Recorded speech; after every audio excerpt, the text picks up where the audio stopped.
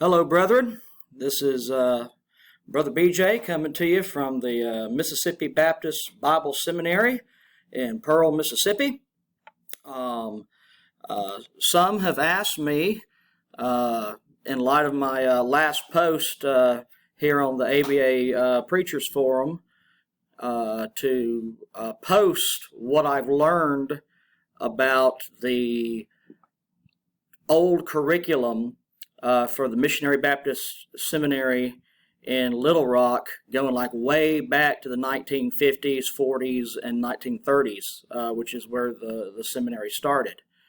So I've been spending a lot of time here at the seminary in Pearl, getting ready to teach a couple of classes this coming school year. And I've recently changed pastorates from Antioch and Wichita, where I was at 11 years, and now I'm at Landmark Missionary Baptist Church in Amite, Louisiana. And so I've been away from this school for quite a while, and like a starving man, I have kind of returned to the library and spent every spare moment I could in there studying and reading up on different things. And one of the things that greatly holds my interest is the history, not just of the Little Rock School, but also of the school here in Mississippi, which was once known as Gulf Coast Baptist Institute, and it had its start back there in Mobile, Alabama in the late 60s. So, some people may ask the question, why are you so interested in this? I've never attended classes in person in Little Rock. I have taken a couple of, I've taken in the past 3 online courses with Little Rock, and I loved every one of those. And I'm going to be taking a class this semester. I've always, been kind of, sad in that taking online classes, you don't get to fellowship and interact with other students and teachers like you would if you were actually there. But I've always been blessed here at GCBI, and if you hear me say GCBI, I mean MBBS. It was GCBI when I went here, so they're one and the same, just a name change there. But I've always been interested in the way the old preachers used to do it, because I've heard so many stories from older preachers about what it was like back in the day. And, the Missionary Baptist Seminary in Little Rock and the Gulf Coast Baptist Institute, when it was in Mobile and then later in Mississippi, produced some awesome preachers, one of which was my childhood pastor, who went to both Little Rock and to Gulf Coast. So, I kind of view it as I'm interested in the early history of the Little Rock School and the early history of Gulf Coast, where I went to school, for the same reason. A person might be interested in their family history. You want to know about your dad's childhood, or your granddad, or your great-granddad, because that's part of who you are. It's part of where you came from. Now I'm going to warn you guys, this is going to be a fairly long, rambling video, so don't feel like you got to watch the whole thing right away. I'm not sure how long it's going to take, but I have been researching what the curriculum was like. It wasn't hard to figure out what the classes were, at least in the 1950s. And taking it back to the 40s, taking it back even further to the late 30s when the school started, I cannot know for sure if I have the exact lineup of classes that they would have had, especially in like the late 30s, correct. But I'm making what I would say a pretty good educated guess based upon all the records that I do have available here with me. And so I guess before I get started, let me share with you my sources for a lot of the information that I'm going to be sharing it with you. First of all, here at the seminary library in at MBBS, we've got many copies of The Beacon. This was the yearbook for Little Rock, and I believe the 1956 was the first year that they actually printed this yearbook based on what I read. I may be wrong. And look, if any of you guys from Little Rock, any of you guys from the school in Little Rock, listen to this and I get anything wrong, please let me know. I'm just a guy interested in history who's reading up on what I can and taking notes on what I can because I'm interested in it, and others have asked me to share what it is I've learned. So we've got here at the school copies of this yearbook going from 1956 all the way up to 1965. And in some of them, in all of them, they have photographs of the different classes. So I was able to figure out real quick what the lineup of classes was, at least in the 50s. Some of the later yearbooks even put the code like, Bible Analysis 101 or whatever it is. And I was able to figure out, okay, this is a first year class, second year class, third year class. It seems that in the 50s, you had a 5-year curriculum, and then I don't know how the doctorate worked. I guess they had to write a thesis that would be approved. And then later in the books of the 60s, it seems as though it was a 6-year program. So it kind of expanded there. Now, my real area of interest is the 1950s and before historically. One, because obviously 1930s, that's when the school got started under the leadership of Ben Bogard. And in the 1950s, Brother L.D. Foreman was the president of the school for a long time. I think from like 1946 when Bogard retired all the way up to 1966. So I guess L.D. Foreman, Brother Foreman, would have been president of the school for almost 20 years, if not 20 years. And Brother Foreman was a instrumental man in getting Gulf Coast Baptist Institute started right after that. It seems almost like after he left the pastorate at Antioch and started Woodhaven, one of the things that he did was he was brought down to Mobile, Alabama, as I think the book lists him as an executive head. In other words, the church there recognized the need for a school down in that part of the country, and because there were no missionary Baptist schools that anyone could get to, and they recognized that while they, as a church of the Lord Jesus Christ, they had the right to start a school, they needed some help. And Brother Foreman would actually drive down 1 week a month, as I understand it, and teach classes and basically run the school from a distance there in Little Rock. So he was very, very instrumental in the formation of this school, and he developed the curriculum for this school. And that's another source that I have here. Like I said, I want you to see this real quick. I mean, I've got stacks of these Beacon books right here, 2 stacks of them. And here is another one of my sources that I'm using to try to figure out how the curriculum work. I've got the earliest academic catalogs for Gulf Coast Baptist Institute here. So this one is real neat. This is the first one ever. This was right after the school started operating full time, so 1973, 1974, and let's see, there's a picture of Brother Foreman right there, the administrative head. That's what it is, administrative head. The church had elected a president. I can't remember who it was. It's in here somewhere. It might have been Brother Leo Causey. Brother Causey was eventually a president here, and I know he was there at Little Rock back in the day with L.D. Foreman as well. But anywho, looking through these academic catalogs, I don't have any for Little Rock for back in the day. One day I'm hoping I can get up there. I've only been to the seminary once, the physical building, and I think it was Brother Harris was there, was gracious enough to show me around, let me see the library, I mean, just for a little bit. One day I'm going to, Lord willing, be able to take a trip to Little Rock and actually spend some time in the library, and I'd love to be able to look at any old academic catalogs that they have. That would help me kind of confirm some of the stuff that I think I figured out. Anyway, this gave me an idea about what the different courses were, because most of the courses that were taught at Little Rock in the 50s were taught at Gulf Coast Baptist Institute in the 1960s. So they basically just moved the curriculum there. I think that's another reason why all of us should be interested in the history of the school there in Little Rock, because I think a lot of our schools were formed by men who came out of that school. And of course, they brought the things that they learned with them.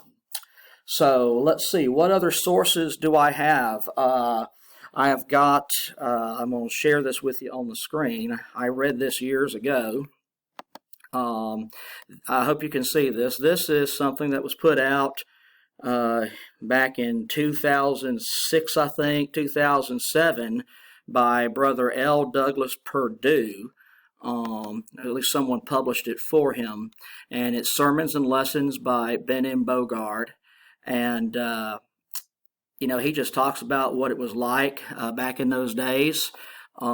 He kind of gives us a picture as to what it was like to be a seminary student at Little Rock back in the 40s. And so I don't know if any of you have ever read this before. I've downloaded it before and I have it on one of my computers, but for some reason the website won't let me download it right now. But I'm going to go ahead and read this to you real quick. You can kind of read it with me if you want. This is Brother Perdue's. See if I can zoom in a little bit. If I can't, then I'll just have to read. Oh, there we go. All right, let's see. All right. Well, I'll just have to do it again. All right, hang on. Here we go. My first meeting with Brother Bogard was in the middle of July 1944. I had just arrived in Little Rock, my first trip outside of my home state of California, and did not know a living soul. That must have been a long bus ride to come all the way from California. He says, I caught a streetcar from the bus station to 21st and Brown Street and walked down to Brother Bogard's house. When I knocked on the door, this stocky, short man came and opened it. He did not have on a shirt, but under his suspenders he had on long johns. I must admit I was somewhat taken aback, since I had expected a very dignified man in a suit to answer the door. He looked up at me and in a very gruff voice said, What do you want? I told him who I was and that I had come to enroll in the Missionary Baptist Institute. And that's another thing I've been trying to figure out, too, is was it always just called Missionary Baptist Seminary? Because I've seen in a lot of the earliest stuff, it's just called Missionary Baptist Institute. And there's a big movement back in the early 20th century amongst Baptists and other Bible-believing Christians or fundamentalists of a Bible Institute movement, kind of starting with the Moody Bible Institute as kind of a pattern. So I don't know if it just started as the Missionary Baptist Institute and then I kind of took on the name Seminary, or whether that was always there. Because I've seen it listed as MBIS and I've seen it listed as MBSI. And of course these days I just see it listed as Missionary Baptist Seminary. But Brother Perdue here, 1944, World War II still going on, he calls it the Missionary Baptist Institute. He then said, this is about Bogard, in that gruff voice, Fine, go on down this street to the top of the hill and you'll see a house on top of the hill. Brother Guthrie lives there and he'll take care of you. I then told him that I was new to the area and did not know anything about it, and could he please give me more instructions? And he said in a gruff voice again, Go on, you can't miss it. And then Brother Perdue says, I did not miss it. The Guthrie family received me warmly. And I'm not going to read the whole thing, but the next paragraph says, Brother Bogard told me later that he treated all the boys roughly when they first came to enroll in school in order to weed out the ones who did not have stickability. So, I guess that's kind of neat. He'd be intentionally mean and gruff to them when they first arrived, just to kind of see if they could take it or not. And, it just, that's the way that a lot of the guys were way back in the day. We got a whole row of portraits out here in the hallway of the different presidents of the school, and not a one of those guys smiled in their portrait until 1990-something.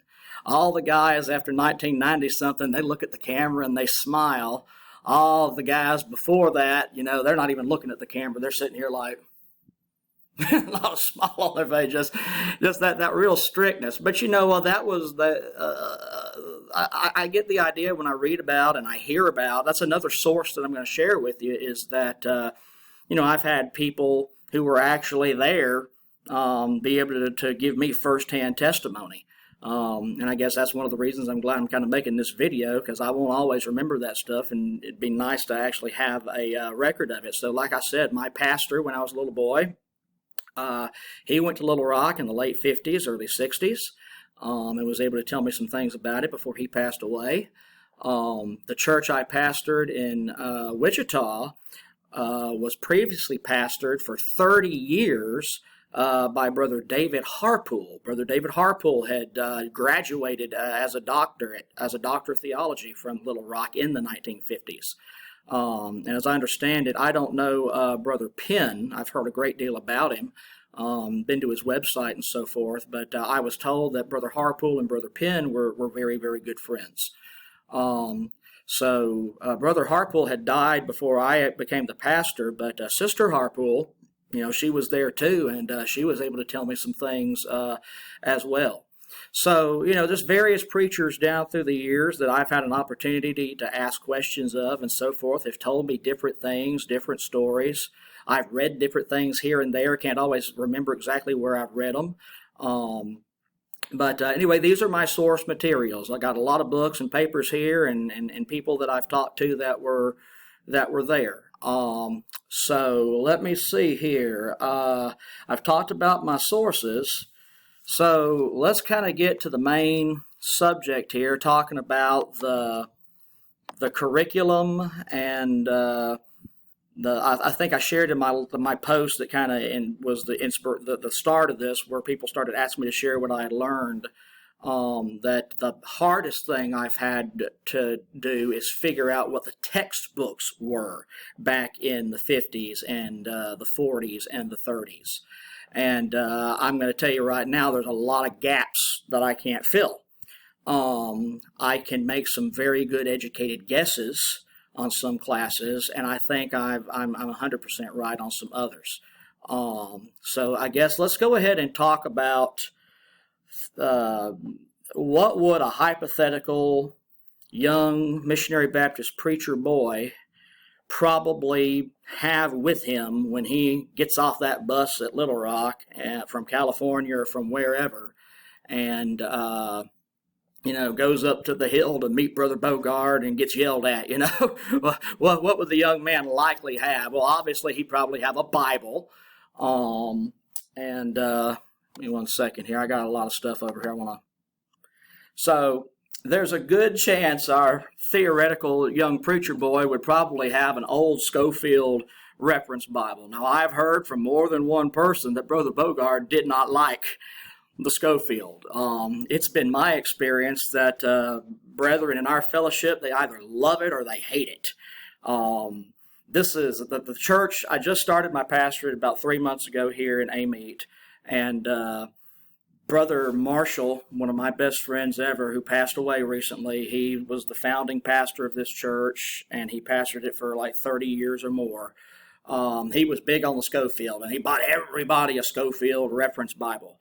And, everybody in the church was using a Schofield, and I'm sitting there just using a regular Bible. They're used to the preacher being able to say, turn to John such and such, and by the way, that's page whatever in your Schofield reference Bible.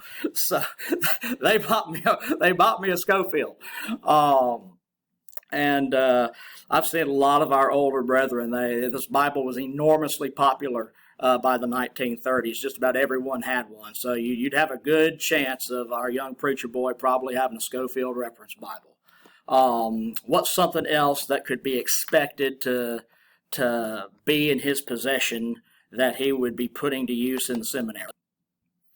So the next thing our young preacher boy would probably have that he'd be using in the seminary back in the 1930s and 40s is this book. This is the work of Christ consummated in 7 dispensations by James Robinson Graves. Brother Graves, most of you know, is kind of like the granddaddy of the ABA. Bogard would kind of be the daddy of the ABA, and Graves would be the granddaddy. But I have been told multiple times by different older preachers that in the earliest days of the ABA, 1924 and forward, the Sunday school committee would always, if someone surrendered to the ministry, the pastor could write in to the Sunday school committee and they'd send a box of J.R. Graves books. So everybody that surrendered to the ministry got a copy of the 7 Dispensations of Grace. And, it's interesting. This book isn't even in print anymore. And I'm trying to do something about that, by the way. I'll share more about that later. So he'd probably have a copy of this book because it was enormously popular. I have, amongst our brethren, I have here at the library at our seminary, ABA minute books going all the way back to the first year, 1924. And I can't remember, I was just going through minute books, reading different things. And in one of the early ones, the Sunday school committee had to give an account of its assets to the association, and it listed one of the biggest assets in the thousands of dollars was how many J.R. Graves books we have. That's literally what it was.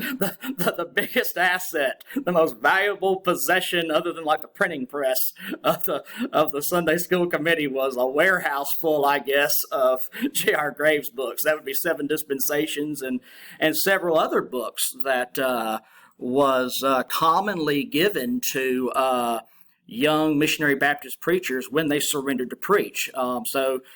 These guys are starting with a small theological library when they get to the seminary. So one of the things that some people are wanting to know is, how can I get hold of some of these books?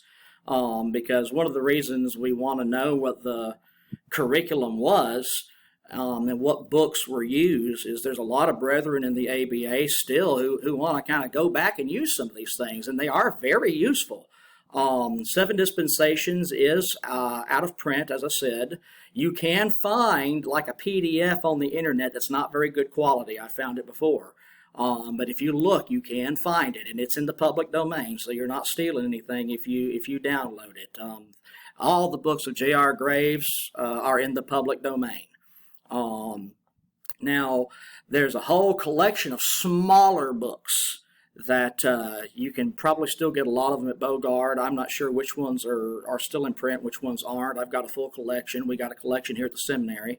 But I'm going to show you real quick. If you don't have any and you want some, let me show you where you can get some real quick. Okay, real quick and real cheap. So I'm going to get out of this. I'm going to try to anyway. And go here. Go here. Bear with me one moment. Like I said, this is going to be a long video, so you may not want to watch the whole thing today. But I'm going to go through it and share it with you. If you go to local church Bible publishers, and this is, from what I understand, this is an independent Baptist church that is landmark in doctrine. I don't know everything about them. They're not ABA. But they do print Brother Graves stuff. So we'll go over here to this little thing here, and we'll type in, it's called Denominational Sermons. Enter. And all those little J.R. Graves books that we used to print, well, I guess we still print them. Back when the ABA was brand new, I mean, it was itty-bitty books. I mean, just teeny tiny hardbacks that I had one that was passed down to me from one preacher. It belonged to like 4 or 5 preachers since the 40s, and I treasure it. It's packed up, but I've used it. But here you can get all this very cheap in a paperback, Denominational Sermons by J.R. Graves, and it has got... well, it's not listing it here, but it's there. Let me see if I can pull it up. Here it is. All right, so it's going to have the act of Christian baptism, the profession of faith of the gospel, the relation of baptism to salvation, the Lord's Supper, a church ordinance, what is it to eat and drink unworthily, what is conscience, have you a good conscience. These were all little bitty books that we started printing, I think, around 1928. The Sunday School Committee started putting them out. It's one of the main things our Sunday school started printing when the ABA first formed, were these little books by J.R. Graves. And I've been told, once again, that when a young man surrendered to preach, the pastor would write in, and then they would send him a box. It'd have the 7 dispensations, and it'd have each one of these as like a itty-bitty tract book. And the ABA also printed, and I think we still do, I'm not sure if it's still in print. I haven't been on Bogart's thing to look for in a while because I have them all. But we'll just type in Graves here. You can still get these on this website in hardback and stuff like that. So you got denominational sermons. You also have the Parables and Prophecies of Christ explained by Graves, Trials and Sufferings by Graves, Trilemma by Graves, that's a real good one, John's Baptism by Graves. And so our young preacher, assuming that his pastor wrote in and he got all these books, maybe he didn't bring them with him because it's quite a bit to carry with him. He got all his earthly possessions in a suitcase, I guess. But these books were teeny tiny, so it would have been very possible for him to have all these with him when he arrives. And certainly, I've been given the impression that the teachers would reference these books all the time and say, go read this chapter or go read that. So if we're looking for what kind of material would have been used in those early days and read, this is definitely some of those things that would be there. Now, let's talk about that's probably the extent, the max that a young preacher would have showing up at seminary. Maybe if he had been blessed enough to have the money and had been blessed enough to live in an area where he could get something like this, maybe he would have had a Cruden's Concordance, which would be a great thing to go along with his Bible. Okay, but I doubt many of the boys had a Cruden's Concordance. Remember, we're spoiled with computers. Okay. Back then, having a concordance was a nice thing to go with your Bible. I'm not talking about the little concordance in the back. I'm talking about like a Cruden's Concordance was. It's not like Strong's where it's huge and it didn't have anything to do with the original languages. It was just to help you search and find scriptures if you knew a word or two that was in the verse. I read somewhere that Charles Spurgeon, back in the 1890s, said that if he had to be marooned on an island with just 2 books, one would obviously be his Bible, and he said the other would be a Cruden's Concordance. So, if our intrepid young hypothetical preacher did not have a Cruden's Concordance, that would be probably one of the first things that he would get from the seminary bookstore when he had the ability to do so. I remember when I was in seminary, my doctrinal teacher here at GCBI or Mississippi Baptist Bible Seminary now was Brother Tom Scarlett. Brother Tom has gone to heaven now. But I remember him looking at us, just 2 of us in his class, me and one other guy, and he looked at us and said, "Boys, there's 2 things you need in addition to your Bible." He said, "You need a good concordance and you need a good Bible dictionary." So, Brother Tom wasn't big on computers, but he said, you got to get yourself a good Bible dictionary, a good concordance. And one of the things that was available in the seminary bookstore back in those days, and I know this because I've seen advertisements for this, I can't remember whether it was in one of these beacons or whether it was in one of these, I don't know if I showed you this or not. I got another thing to show you. Another one of my sources. One second. Let's see. I was given a stack, not to keep, but these were entrusted to me. Let me show this to you. A whole stack of the Missionary Baptist Searchlight. Look at the date on this thing, 1956. It was a real newspaper. These things are so frail, they're ready to fall apart. I want to find a way to preserve these. I've got them stored in a very safe place. But back then, the Searchlight was a real newspaper. I mean, this is actual newsprint, and it's like 4 pages long, and it has advertisements in it. And I think the Beacon had different things listed in it. I've got a lot of things that I've read, but I can learn a lot about the seminary and its courses from what's talked about in these searchlights. Like I said, I got a whole stack of them that somebody, one man's junk is another man's treasure. Amen. And my pastor that I surrendered to preach under, these belong to one of his deceased relatives. And they got passed down to that man's granddaughter, I think, who had married an independent Baptist preacher or something like that. But in the end, they wanted it to go to like an ABA preacher, so it went to Roger. And Roger knows what a big history guy I am, so he didn't give them to me, but he entrusted them to me to check and basically catalog, to tell him what it is that he has here. And there's a whole treasure trove of these things and a lot of information to be learned. But one of the things that would have been available once a student got into class with Brother Bogard, let's talk about what classes real quick Brother Bogard taught and kind of get an idea of what Brother Bogard would have required these students to have or recommended these students to have. So, Bible analysis was what Brother Bogard taught. Now, at the seminary in Little Rock today, it's a one-semester course. Here at MBBS, it's a full-year course.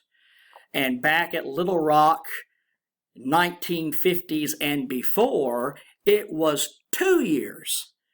So these guys would have had 2 years of Bible analysis with Brother Bogard sitting there teaching them Bible analysis. And an interesting thing is that when I look at this original curriculum, there is no Christian doctrine class. And that seems strange for the Missionary Baptist Seminary that was, started by Bogard and other missionary Baptists. There's no doctrine class. I remember a story about Brother Bogard that when he was a younger preacher, one of the deacons came up to him and said, "Preacher, you know what your problem is? You preach too much doctrine." And I was told that Brother Bogard responded, "Well, brother, if you can name me a passage of Scripture that doesn't have doctrine, I'll be happy to preach it for you." And the deacon said, "Try John 3:16. And then Brother Bogard proceeded to preach an entire year's worth of messages, 52 of them, on John 3:16, a different message every Sunday for a year from the same Bible verse. I've never had the guts to try that. I've thought about it once or twice. I've tried outlining it. I can get about 12 to 20 messages out of it, but I don't know how he got 52 out of it, but that's what I was told. So obviously we're big on doctrine. We always have been. And what one brother told me years ago was that the idea back then was not to tell these men what to believe, but to show them how to interpret the Bible for themselves so that they could see what the Bible teaches. I guess it's kind of like the difference between like a Schofield reference Bible and all the modern study Bibles today that have all these notes down at the bottom trying to tell you what the Scriptures mean, and a Thompson chain reference or a Dixon Bible that I'm fixing to talk about that doesn't tell you what to believe. It just links you with other scriptures, okay? So, Bible analysis, from what I can tell, 2-year course. Brother Bogard would have taught these young men for 2 years. He would have had them in class with him, and he would have loaded them down with doctrine. I'm not sure if the Golden Key had been published. I don't have a copy of the Golden Key on me right here. Actually, I tell you what, hang on. Okay, so I checked the library. I don't have a copy of the regular Golden Key by Bogard. I do have a copy of this Golden Key. It's an expanded one that was printed in the 60s by Brother Foreman. This particular copy belonged to Opal Foreman. I guess that is Brother Foreman's wife. I can't remember, but I just built a bunch of stuff out of it. I have to pick up here in a second. But I'm not sure what year the book was actually published offhand. but I do know that what's found in that book is what Bogard taught. He had the chart, and it was the size, I think I've read, of like the entire chalkboard, and he'd stand there and lecture from that chart. I don't believe that he actually had a textbook at that point, unless Golden Key had been published at that point. That would have been the textbook / workbook that they got. Now, using a little bit of logic, we can kind of figure out some of the things that Brother Bogard would have taught in addition to what is found in the Golden Key.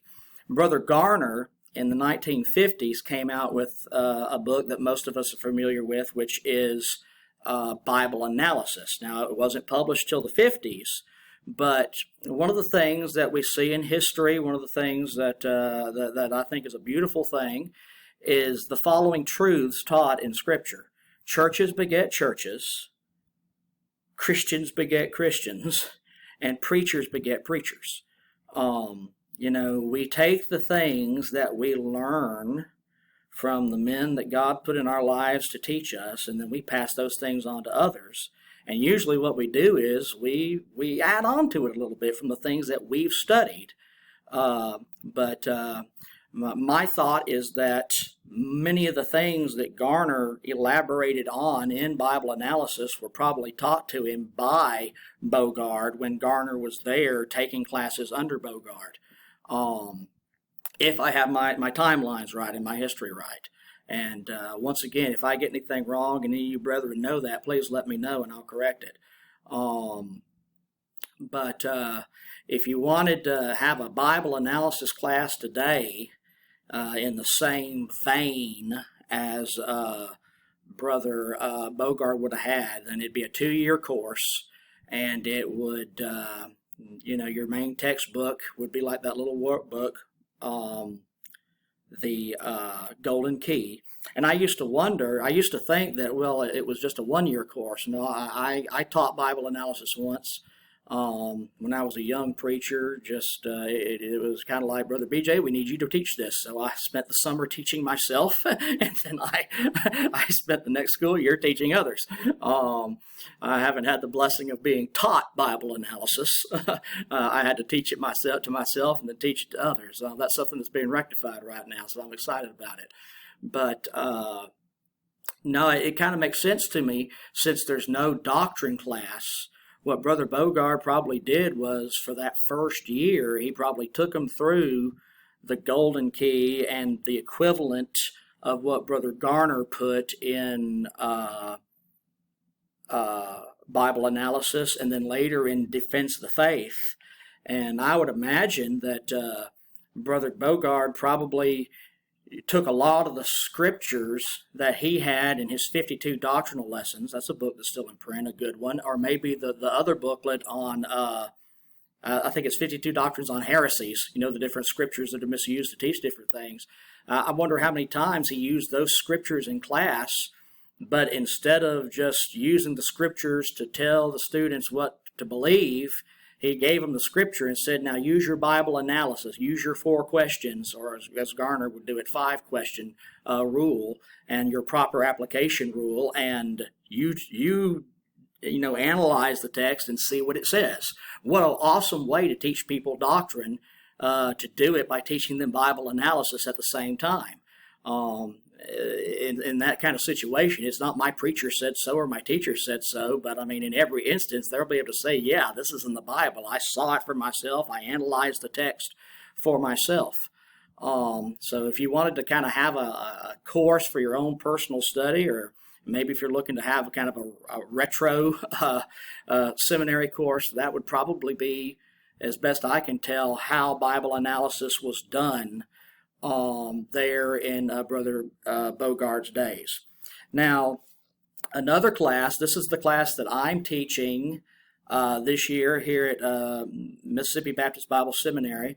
So far as I know, and correct me if I'm wrong, brethren, but so far as I know, I don't know if any of our seminaries anywhere are still teaching Bible by ages. Maybe I'm wrong. If I am, let me know. But we've got online students here at the seminary, and I'm going to be putting the classes up on YouTube. So anybody that wants to watch them can watch them, and they'll be preserved there. This is another one of those courses that I was never taught, that I had to teach myself. Brother Scarlett, my first year at seminary, recommended the book to me. I checked the book out of the library and I devoured it. There's a long story with that. But one second, let me. Okay, for those guys who know what the book Bible in 8 Ages is, this is the book that you can still get at Bogard. This is the one we're using right now. This one is the expanded version. I believe this version came out 1955, I guess it would be, when this version came out, and we're still using it today here, although it's been many, many, many years since Bible in 8 Ages has been taught even here. But this book would not have been available in 1930-something or 1940-something. In the earliest days of the seminary, nor would the earlier version of it be. This is the earliest version of the Bible in 8 Ages. You can tell it's not as thick. This was published by the Little Rock Seminary Press. So it's just the earlier version of it. It says 1955. So I'm guessing 1955 and before, the textbook for Bible in 8 Ages did not exist. Now, I believe, and this is just based on stuff that I was told by Brother Scarlett and a couple of others, that there was an equivalent class that was taught. Whether it was called Bible in 8 Ages or not, I don't know, or Bible by Ages yet, I don't know, but there was an equivalent class that was taught, and I believe it was taught by J. Lewis Guthrie. Okay, so I was right. It was Dr. J. Lewis Guthrie. Listen to this. Dr. J. Lewis Guthrie originally outlined this study course, and the first edition was published in March 1942 after he had insisted I put it in book form. So the outline for the course was done by Brother Guthrie, and he would have taught it before Brother Foreman put it into book form and before Brother Foreman taught it. So it would have been taught by Brother Guthrie all the way back, probably from his own notes. And that's something that I have seen a lot in missionary Baptist work, at least amongst some of my older teachers. When I say older teachers, I'm not talking about the men that are in their 60s now. I'm talking about the men that, if they're still alive, are in their 80s or their 90s, okay? And a lot of them have just passed away. But for instance, my doctrine teacher, Brother Scarlett, we did not have a doctrine textbook for Christian doctrine. We had the big workbook by Brother Brooks to just take home and do for homework. But Brother Scarlett had his own notes that he had compiled over the years that he used to teach us, and we had to sit there and take it down. And I wish I still had those notes. I put them somewhere years ago, and it was just a great course. I learned a lot from it. So I can imagine a lot of these classes in the day, especially as early as the 30s, like the earliest form of Bible by Ages, is being taught just from Brother Guthrie's own notes that he had compiled. That being said, there is a book that I believe was used at the Missionary Baptist Seminary in the 30s and 40s. I am not sure whether it was used in the Bible in 8 Ages class before that was, a book, or whether it was used in Bible survey. So the book is this book, The Bible Period by Period.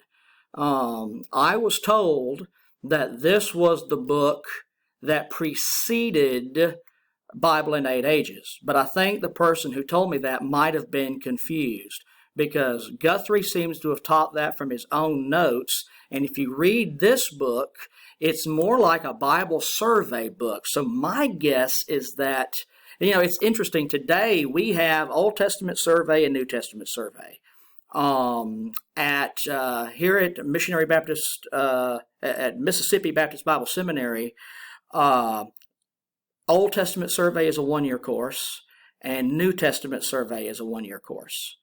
At Little Rock, as I understand it, it's still one semester each. Okay, one semester for the Old Testament, one semester for the New Testament. At least that's the way it was when I took online classes many years ago. But when we look at the original curriculum that was taught back in Bogard's day, all they had was one first-year class called Bible Survey. And I don't know if it was divided into, we're going to do the Old Testament for the first semester and the New Testament for the second semester, or whether it's kind of spread out evenly. I got my new Bible that the church gave me, so I'm trying something. I'm going to try to read the entire Bible through in 36 weeks. Because when I've discussed the idea of having a Bible survey class and going through the whole Bible in a survey class in 1 year, which is what it would have been there at Little Rock in the beginning, a 1-year course. Some people said it was just too much. But I'm reading 10 chapters a day, Monday through Saturday. And I'm not taking extensive notes. I'm kind of doing this like that you do in Jensen, where you just kind of write down a few things on one line about each chapter of the book. And I mean, I'm doing pretty good so far. I don't know if I'm going to be able to maintain it and finish in the 36 weeks. And obviously, there's no tests or anything like that, like there would be in a seminary class. But my understanding is that they did go through the whole Bible in the course of one school year. And like I said, I've been told by older preachers that this book was used. By the way, this copy belonged to Brother Lester Raines, a dear friend of mine. Brother Raines lived until his 90s. He just passed away a couple of years ago, 3 years ago, and he had a car wreck that broke his back, bless his heart. But the man had pastored. He was still pastoring in his 90s, and I mean, he was so sharp. I mean, he was elderly, but man, he was a spry old fella. But he had donated this book years ago, and the student body had it rebound in 1995. Now, this particular book, copyright 1923. So this book, the Bible period by period, is definitely one of the textbooks that they would have used in those earliest days. And while the title sounds similar to Bible in 8 Ages, the content of the book is more like a survey book. You know, you want to read each section of the Bible and answer a few questions that go along with it. And I could very easily see Brother Bogard, or it wouldn't be him teaching this class. One of the things, my understanding, you had a faculty of 3 when the school started.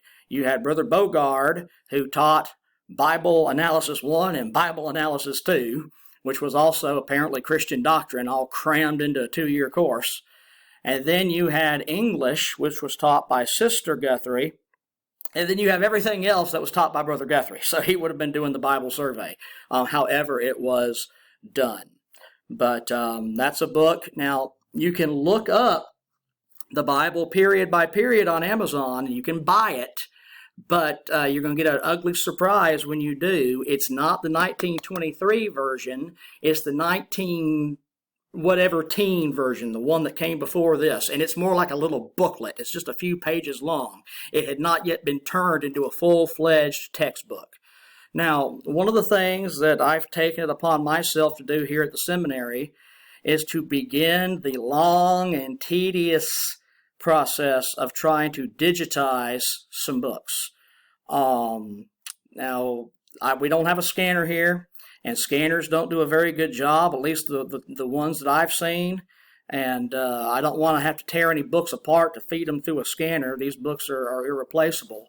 I'm sure there's some expensive technology that I can't afford that would enable me to do it a lot easier. But what I'm doing right now is I'm picking books, and I open it up, and I open up my Word, and I start typing out a page here, typing out a page there. It's going to take forever, but I would like to be able to show up at the Sunday School Committee meeting once with a thumb drive of digital copies that have been fully edited of some of these out-of-print books and say, look, there's no excuse not to have them in print anymore.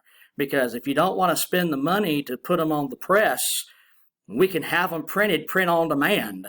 And we can do it at cost, or if you want to do it and make a profit, we can set it up where when people buy the print-on-demand book, the money goes straight to Bogard. For me, this is a labor of love. I don't really have the time to do it, especially right now as the school year is fixing to start and I'm pastoring and I'm taking a couple of classes, one here, one at Little Rock, and teaching seminary here as well, plus full family life and all that. It's a labor of love. I just don't have the time to commit to it that I would like to, but I'd love to have some of these books available. And this is definitely one of those textbooks that was used, I feel, I'm 99% sure, at Little Rock back in the 30s and probably into the 40s. Okay, so some other classes that were taught at that time, as far as I can tell, would be evangelism. I completely forgot something. Let me back up for a second. In Bible analysis, which is the big class taught by Bogard, there is another technically it's two things that Bogard more than likely would have encouraged the students to get. And I kind of got veered off on the subject earlier, but you had a seminary bookstore, and one of the things that was advertised in the seminary bookstore was what's known as a Dixon Bible. Now, they don't make Dixon Bibles anymore. They're hard to come by. But it is a fantastic study Bible. My pastor, Brother Jim Brazil, my childhood pastor, he used one of these his entire life in ministry, and the last time I saw the man, it was falling apart in his hands, but he was still using it. I was able to get a hold of this because my wife hunted it down and found me a brand new copy on eBay. And I paid a very pretty price to have this ancient Dixon Bible fresh out of the box, but it's very precious to me. It was back during COVID when Uncle Sam was giving away all that free money, which I was against, by the way, because I knew it was going to destroy the economy the way that it has. But I wasn't going to say no to however much money it was they sent. I think it was like $300, $400, something like that we got.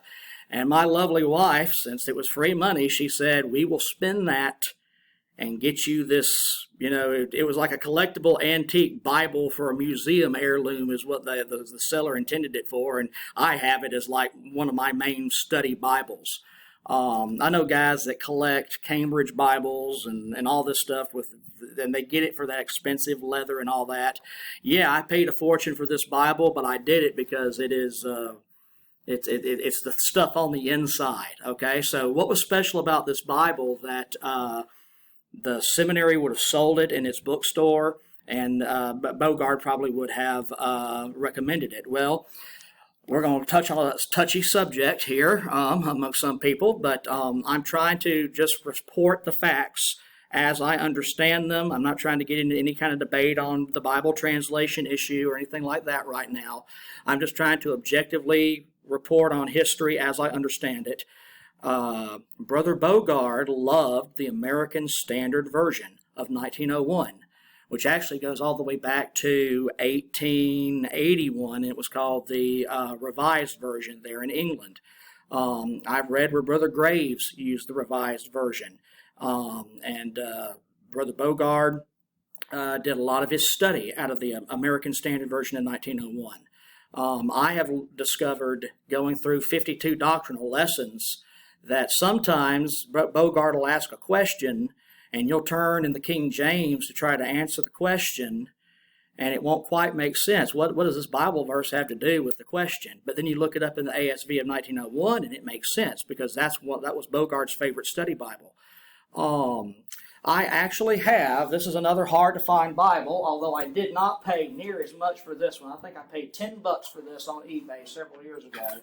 I have an American Standard Bible of 1901, and this was given to some guy as a graduation present the year I was born, and it did not get much use. It's in very, very good shape. I've used it more than whoever had it before me ever used it.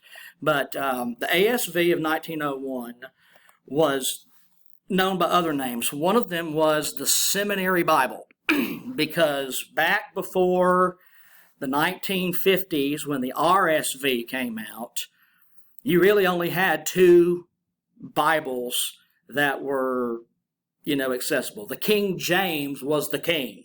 Everybody used it. It was, and in my opinion, still is, the Bible of our people, at least most of our people. It was the common man's Bible.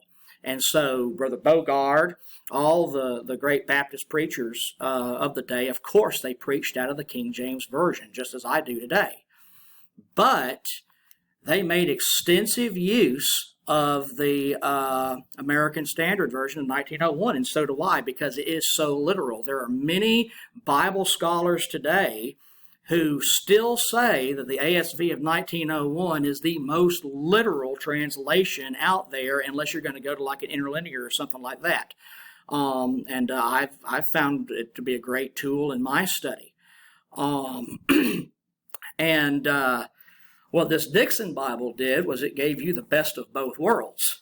You see, instead of having to look back and forth between King James and ASV, the Dixon Bible, in addition to all its study helps, which were more like the Thompson Chain Reference helps, it didn't tell you what to believe, it just gave you good cross-references, good outlines, stuff like that, had an entire Bible dictionary in the front of it.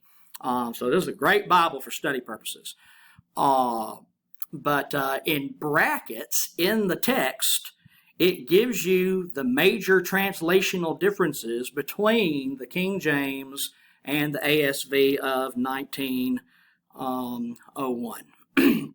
So the guys there probably would have been encouraged by Brother Bogard, especially before they started taking Greek, for the Bible analysis class, to have either a King James and an ASV of 1901, or to go to the seminary bookstore and buy that Dixon Bible so that you would have both of the translations. And like I said, I'm a King James preacher. I'm not King James only. I'm going to get my head chopped off by some people there. I believe most of the modern Bibles out there are horrible, so I'm going to get fire from the other side. The worst place to be sometimes, brethren, is in the middle, okay? But I do believe that the ASV is a very good Bible. I love it. I use it. And I have found that it really helps me, because I'm not a Greek scholar. I love history, but Greek and Hebrew is something I was never good at. Lord willing, maybe I'll be able to get better at it here in the future, now that I might be in the future having time to take more seminary courses again.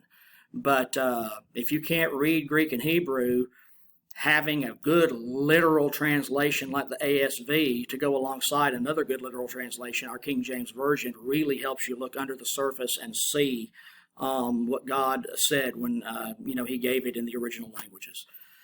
So, what else would our young, intrepid, hypothetical preacher going to Little Rock in the 1930s have had?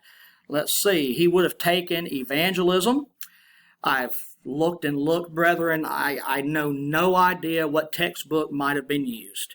I imagine Brother Guthrie might have just used his own notes. If there was a textbook that was used sometime between the 30s up to the 50s, I would imagine it probably would have been something like Soul Winner's Fire by John R. Rice, who was an independent Baptist. Now, I don't know that book was used, but it would be very much in the style of the evangelism of the day. And if you've never read John R. Rice's Soul Winner's Fire, it's a good evangelism book. And of course, the style is very much, 1950s and before, going door to door in a suit and preaching fire and brimstone and all that stuff has a place. The Bible says, some save with fear, pulling them out of the fire. Others have compassion, making a difference. I kind of got that scripture twisted up. But the other classes would have been English, grammar, and brethren, I don't have to tell you what, I'm not interested in figuring out what grammar book was used. The English language, yes, it's been almost 100 years, but English is still English, and grammar is still grammar. for the first, I don't know in 1930 how long the curriculum was. In the 50s it was 5 years, in the 60s it was 6 years. My gut instinct tells me when the seminary first started that it was probably about a 4-year program. And one of the reasons I say that is they did not have a bachelor's degree. What's listed in the books that I have is a graduate of theology. So it's kind of like they started out as a Bible Institute with like a 4-year degree, and then they probably added on the Masters of Bible Languages and then added on the doctorate. But I don't know that. That's something that I'll have to do research on when I have access to stuff there at Little Rock where I can learn a little bit more. But the second year, you would have had Bible Analysis 2. You would have had Greek 1. Greek definitely hasn't changed. There's no need to figure out what Greek textbook, in my opinion, they use, because Greek is still Greek. The preaching class, the second year, would have been called sermonizing. Now, at Gulf Coast Baptist Institute here at Mississippi Baptist Bible Seminary today, the main textbook we use is Power in the Pulpit by, I think, Vines. And it's all about expository preaching. That's what Brother Steve Santz taught us here, expository preaching. That was the primary deal. As I understand it, sermonizing is more along the lines of, I'm going to learn how to do topical sermons. I'm going to learn how to do textual sermons. I'm going to learn how to do the expository sermons, story sermons. I don't know of any textbook that they necessarily would have used, but I do know we have a book that was written later, I think in the 50s, by Brother A.J. Kirkland. And once again, preachers learn things from other preachers. Whatever Brother Kirkland wrote down in the 50s or 60s in his book, Methods in Sermonizing, he would have learned from somewhere. And correct me if I'm wrong, but I think Brother Kirkland, even though he was a Texas guy, I think he kind of started out at Little Rock. Maybe I'm wrong. If I am, correct me. But if he was at Little Rock, he probably took sermonizing from Brother Guthrie, and he probably put a lot of that in Methods in Sermonizing. So if you're looking for a book that is going to be at least in the spirit of what would have been used at Little Rock in the 1930s, then Methods in Sermonizing by A.J. Kirkland would probably be where you want to go. And I know you can still get that book at Bogard. The other second-year course would have been Composition 1. I kind of found the English layout in the original syllabus, as I can tell, a little strange, because they have Composition 1 in the second year, and you don't get Composition 2 until the fourth year. I guess that's where they were preparing them to write their thesis. The third year had Greek 2 and Hebrew 1. All total in the 4-year program, you'd have 3 years of Greek and 2 years of Hebrew. So then you'd have, I would believe it was listed in the 50s at least. Whether or not Brother Bogard had it in the 30s, I don't know. It'd be hermeneutics. I believe that in the 50s, Brother Capel, someone correct me once again if I'm wrong, but I believe Brother Capel was teaching hermeneutics. And at that period of time, the book that we used was his book on hermeneutics, and it was all about interpreting biblical figures of speech, as opposed to non-figurative passages of Scripture. And once again, the logic that I'm going to use here to try to figure out what was taught in the earlier days is that since Brother Capel would have been taught in these earlier days, and then he kind of comes out and he writes this book, he's probably putting into book form the things that he learned, under Bogard in the earlier days, and probably adding some good things of his own to it that he had learned through his own personal study. And so once again, I can't guarantee you this, but it is a good educated guess that he learned the things he put in his book from Bogard, or from not Brother Bogard, it would be Brother Guthrie that would have been teaching. Because Brother Guthrie, and I think Brother Guthrie died within 10 years of the seminary starting, and he had trained several other men to be able to teach these things. He had a long career in colleges and universities and things like this. It was God preparing him so that when the seminary started, he would be there to be the most qualified man to teach all these academic subjects. Bogard, he's that good, awesome doctrinal missionary Baptist landmark preacher, like my good friend Brother Marshall Wallace was. The guy that just lives and breathes doctrine, and you want to sit under his teaching and preaching. Brother Guthrie would have been the really, they were all brilliant men, but Brother Guthrie would have been the very scholarly guy who taught all these other things. So also in the third year, you would have had church history.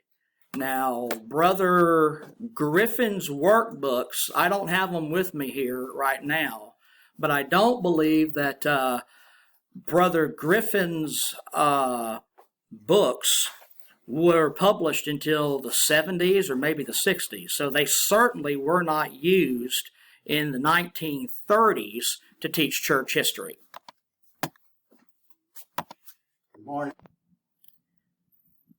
So, sorry, I had to take a little break there for a second. Yeah, the workbooks that we used here for church history, when we were Gulf Coast Baptist Institute, and we still have it now, the workbooks by Brother Griffith, I believe it is, those were not yet published in the 1930s.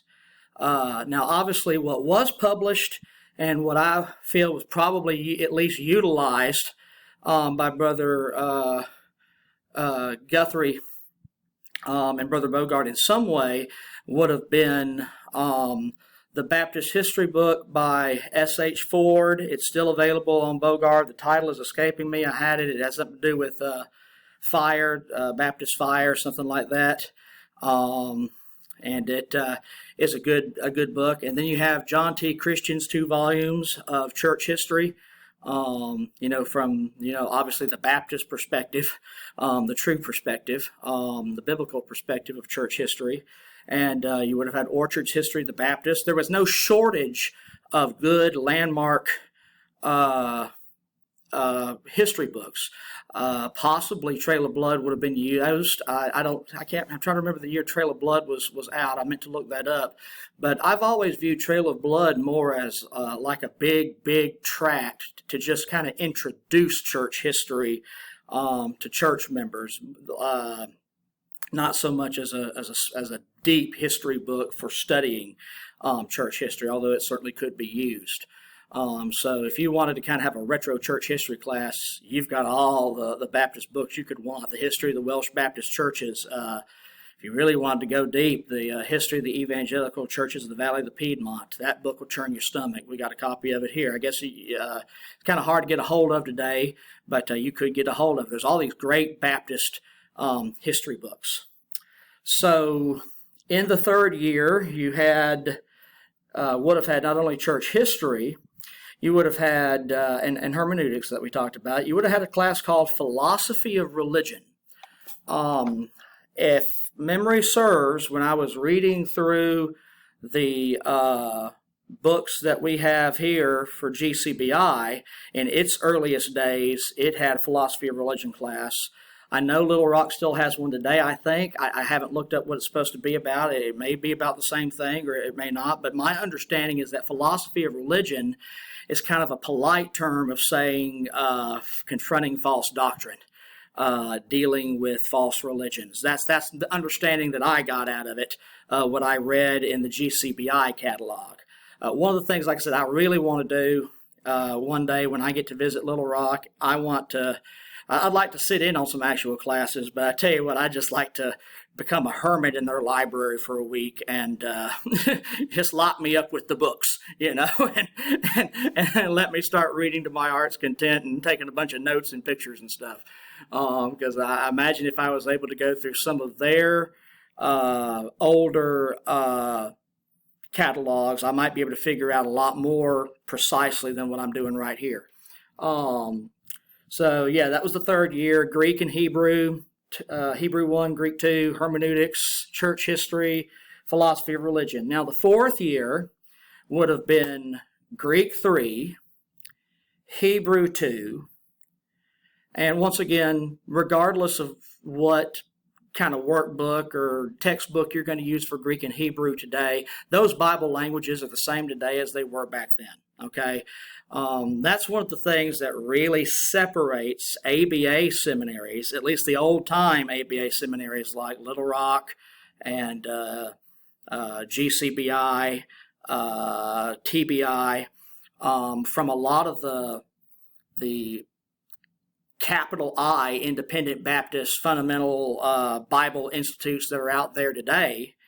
They don't teach English and they don't teach Bible languages. And that's a real shame because, well, number one, I remember what Sister Scarlett used to say to us. You know, we preach in English. We communicate to our people in English. Therefore, preachers need to be masters of English because that is the language that we are going to communicate the Word of God to our people in. And, of course, the original languages, like I said, I don't want to get into a fight with anybody on this. I love the King James Version. I preach out of the King James Version. It is the Bible of our people. I take the same view, I think, that Bogard and our early ABA brethren did. Because it's the Bible of my people, that's the Bible I'm going to preach out of. And not just for that reason. I believe the King James Version is a very reliable word-for-word translation. My biggest problem with the modern versions is not so much the text that they come from, but the way they're translated. They're getting worse and worse and worse. They're giving in to this gender-neutral garbage and so forth, and it's just going to get worse, brethren. I mean, it just really is. I use the King James. I use the ASV. I will look at some other translations that I consider to be conservative, and they're usually older translations. Many of them aren't even in print anymore. But yeah, most of the modern stuff I stay away from because it's just garbage. But that's another thing. And like I said, I know that in our work, I'm kind of in the middle on this because you got some brethren that are over here, it's King James only, and then the other brethren over here is like, oh, the King James is too out of date. We're just going to use nothing but new. And so I'm kind of squeezed in the middle there. But anywho, so Greek, Hebrew, very important. Composition 2, English Comp 2, there was a gap there. That's what was weird. You had no English at all in the third year, so far as I can tell. And in the fourth year, you suddenly get Composition number 2. And I'm guessing that was to do like research writing to teach these men how to write research papers. I would be very interested to know what kind of citation system was used. I don't believe that the MLA or whatever we call it today was out. I don't believe the Chicago Manual of Style was out yet. I may be wrong on that, but it'd be interesting to see what type of citations were required. I guess I'm just a big nerd. I sit here wondering what kind of citations was used back in the day. But I mean, it's just academically interesting to me, and if you've watched this far, it must be interesting to you as well. Bible psychology. I had to take, and actually, this is another one of those courses that I ended up having to teach myself. But I was given a Christian psychology and counseling book, and I had to outline it and write reports on it and many other things. And I really didn't like it. I view a lot of psychology, the science, as being anti-God. Sigmund Freud believed that religion was a mental illness, and he believed that one of the first things that needed to happen to a person for them to have true mental health was for them to become an atheist or something like that. So I know some people believe in taking, quote unquote, the pieces of psychology that we can use and mixing it with, some Christian tenets. But what was taught, as I understand it here at GCBI, way back in the day, okay, and I believe this must have come from Little Rock because, once again, Brother Foreman is the one who organized our curriculum, okay? And I saw in these books over here that it was Brother Leo Causey who taught at least in the 1950s, the Bible psychology. And I have the book that Brother Causey wrote that would have been used here at GCBI for the Bible psychology class. And it doesn't include any Sigmund Freud in it at all. It deals with the two natures of the saved. It deals with the Trinity of sin and temptation. It deals with the Trinity of man, the Trinity of God. It's nothing but the only textbook in that class was the Bible plus this little book that Brother Leo Causey wrote to kind of help guide you through the Bible. It's not what man thinks about man and man's psyche. It's what God has to say about the depraved nature of man. And that was to kind of prepare the minister to then go on and do pastoral counseling strictly from the perspective of the Bible. And when I do pastoral counseling with people today, I'm quick to tell them, look, I am not a licensed counselor. I am not a psychologist or anything like that. I am a pastor. I'm going to tell you what the Bible says, and you need to listen to that. It's about that simple. So what was the further I got into this, the harder time I had trying to figure out, well, what class would have been in that fourth year. I don't know that they went past the fourth year. But some other classes that were taught in the 1950s, you've got ethnology. Ethnology is the study of the people groups in the Bible, where the races came from, where the nations came from. It would be very useful in understanding end times, eschatology, because the Bible, when it deals with the end times and the prophets and so forth, a lot of times it'll talk about a particular nation doing something in the end times. And from our perspective here in the present day, trying to interpret prophecy, we have to ask ourselves a question. If, for example, we're reading in Ezekiel 38:39 about Gomer, is it going to be Gomer as in where Gomer lived during the Bible days? Or is it going to be the people of Gomer, regardless of where they live today? Because if we're talking about the territory back in Bible days, it would have been somewhere in Turkey. But if you're talking about the race or the people group of Gomer, it would be the Germans today. And they live nowhere near Turkey because the people group has moved on. So understanding the ethnicities of the Bible, that would be an extremely useful thing. I have no idea what textbook they would use. There's lots of notes in the Schofield on ethnology. When you're in the different genealogies of the nations and so forth. I don't know if this would have been a full year course or not. Most of these courses were definitely full year courses, at least from what I see in the 50s in the books that I have. Another class would have been voice science. And another one would have been, I don't know if I put it here, I guess I put it, I missed it. Speech would have been a first year class. That's something we didn't have at GCBI that I kind of wish we had had. And if you're looking for a good speech book, there's a bunch of them from that era. And any one of them could have been used. One of the old words they used for speech back in the 1800s, like J.R. Graves' day, was elocution. And that's something that they actually taught to elementary kids in the South, was the art of public speaking. Like kids would have to learn Patrick Henry's famous speech where he said, "Give me liberty or give me death." And they would be taught, as children to deliver that, not just to repeat it and say it, but to say it properly and to say it with power and to say it with feeling. So all these voice classes, whether it was speech, whether it's voice, science, I don't know what books they would have used. This is stuff that's what I've got to figure out, if it's possible to figure out. I doubt there's any official records. One of the things that I have done is, I'm actually in the process of doing, I've hunted down these people and their email addresses. I'm sending letters of inquiry to some other seminaries that existed at the same time as Little Rock, and that were quote-unquote conservative seminaries that would have been close to what we believe. Obviously not identical to it, but, I was thinking of Southern Baptist Theological Seminary, and once again, we're talking the 1930s. In the 1930s, our difference with the Southern Baptists revolved mainly around their false doctrine of conventionism. But when it came to ecclesiology, church history, the vast majority of Southern Baptists back in the 1930s, they were good on all those those things, so far as I understand church history.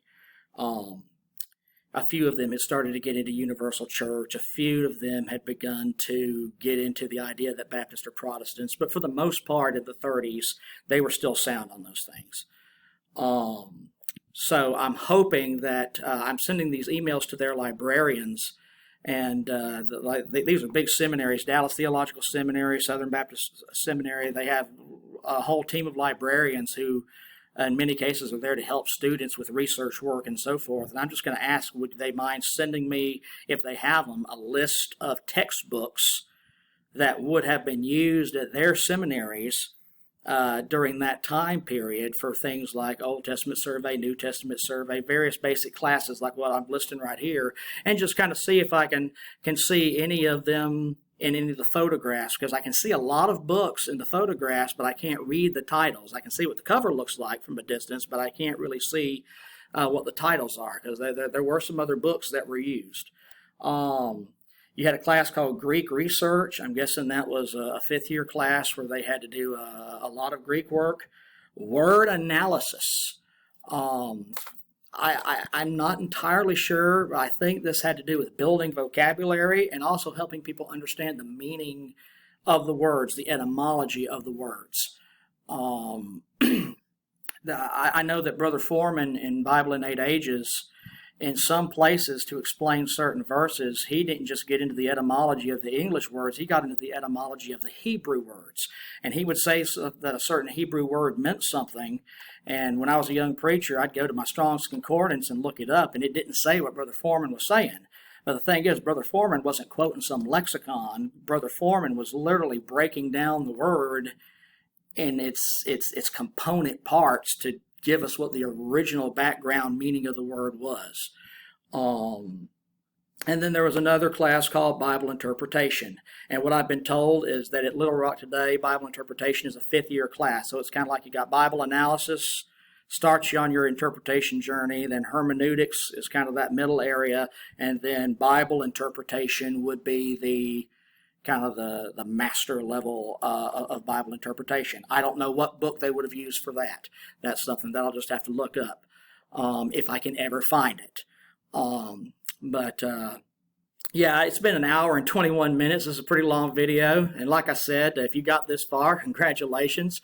You must be a theology / history / missionary Baptist nerd like me if you're interested in this stuff.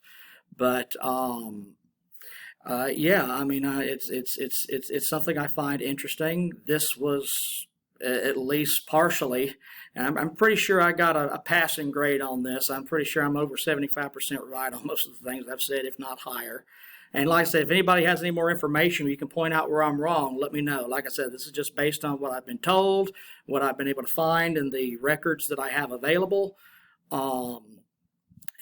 You know, the pieces seem to fit together pretty good. So this is what I've been able to figure out about the early years of the curriculum at the Missionary Baptist Seminary in Little Rock, and by way of transfer, the early days here at our seminary, Gulf Coast, our Mississippi Baptist Bible Seminary, as it's currently called, in its early days.